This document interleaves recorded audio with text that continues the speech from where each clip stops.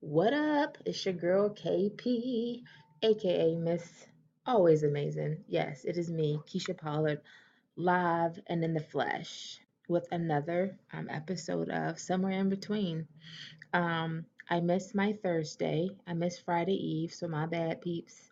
But you can always check the replays or check previous episodes on Instagram. You can find some of them on Facebook, and you can find the whole playlist on YouTube. So, since the last time I've done a video podcast, it's a new month. So happy May. And tomorrow's actually Cinco de Mayo, the 5th of May. Um, and, the start of a new month means something to most. And I am one of those that it means something to.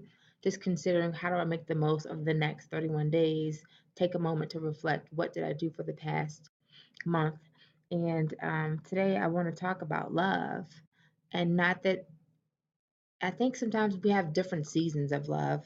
I'll start by sharing I was listening to another podcast or something on YouTube and they were talking or reading something. I feel like there's my intake overfloweth, right? Um, and it talked about when you have feelings of envy or jealousy, instead of allowing that to come out negatively, apply the word impressive. And I've been using that word I've been trying to use that word more strategically. And not that I'm a jealous or coveting person, but sometimes it's like I don't have the words to say, and I use dope and amazing, and that's my jam. But sometimes people just need to hear, I think that what you're doing is impressive. I think that what you're saying and the impact that you're making is impressive, for the lack of any other better way to explain it.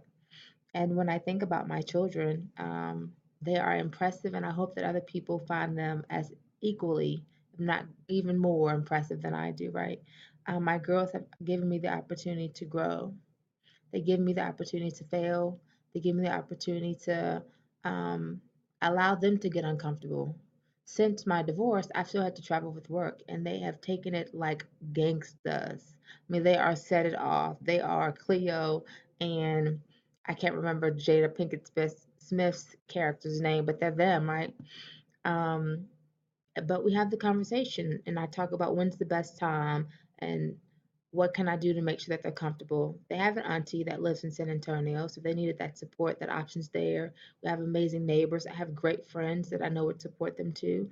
But they give me room to be me.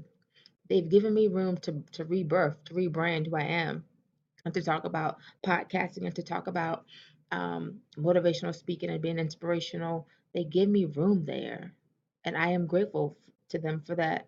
Um, yeah, words can't express how grateful I am and how blessed and how I mean love is I can't even cannot even compare, right, to the way that I feel about my girls and how they support me. And I know I talked about that before, and I even wrote about it in my blog about the new chapter.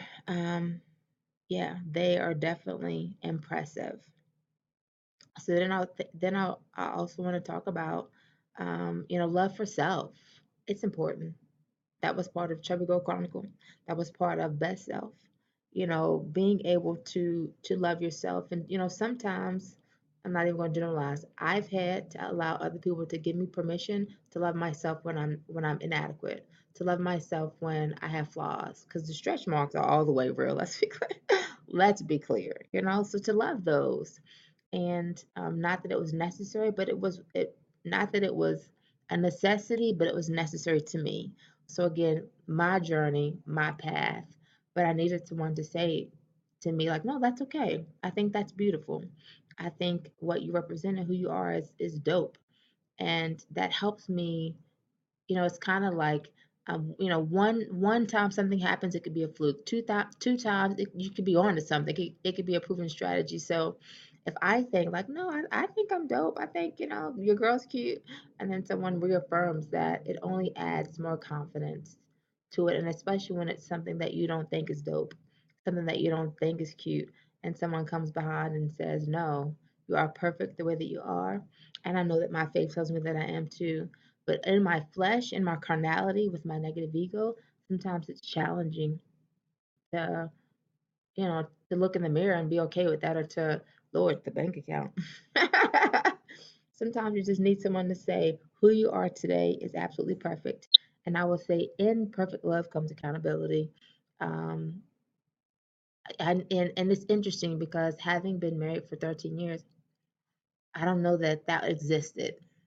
Um, and not that that was a expectation, but now when someone holds me accountable, offended, trigger for your girl, right?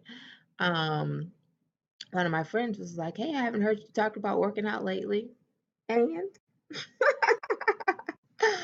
like, nah, I just don't want you to go. I just don't. I know how far you've come and how far you worked. I don't want you to go back there. I ain't just, just immediately. Like, dude, that was 120 pounds ago. So, but I know that it was said in love and out of care and concern, and it is. I need to do better in that area. So, in perfect love does come accountability, and it does take a moment to step back and understand, well, Keisha, why are you offended? You know what I said. So, it goes back to self love too. Like, oh, do they think my face is getting chubby? Like, what's causing them to want to give me this honest feedback? Because they care, dummy, because they care about who you are and they know how hard you worked and they want to make sure that you continue to be successful. I didn't plan this to be long at all. It's a new month. We are 4 days into May. June 10th, 2 p.m. at the Alamo Dome will be here before I know it. So um, I treasure every moment, as we all should. Um, and I love love. I think it's amazing. I think, for God so loved the world. He didn't like it. He didn't think it was dope. For God so loved the world. And right now my love tank overflows. I have amazing children. First and foremost, let me get you some order. First and foremost, I serve a God that loves me in all of my mess. Tragedies and all, right? But secondly, he blessed me. He gifted me with two amazing children who I don't know that they'll ever know how much they hold their mom down. Sometimes it's not, it's always I always got them. I'm always the parent, but there's always lessons that they teach me or moments where I grow, because we're learning and growing in this life together.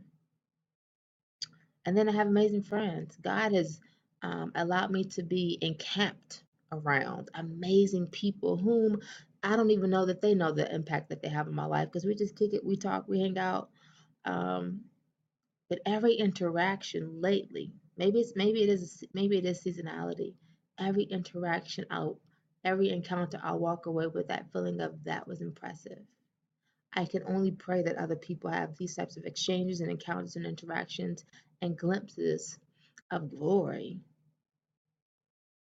How do I top that? But you guys know what it is. You know what it ain't. It's no guilt, no judgment, no shame. It's always absolutely only love. I do pray and petition God that you will have an amazing rest of your day, a dope weekend. Happy Cinco de Mayo. And I'll be back later. AP out.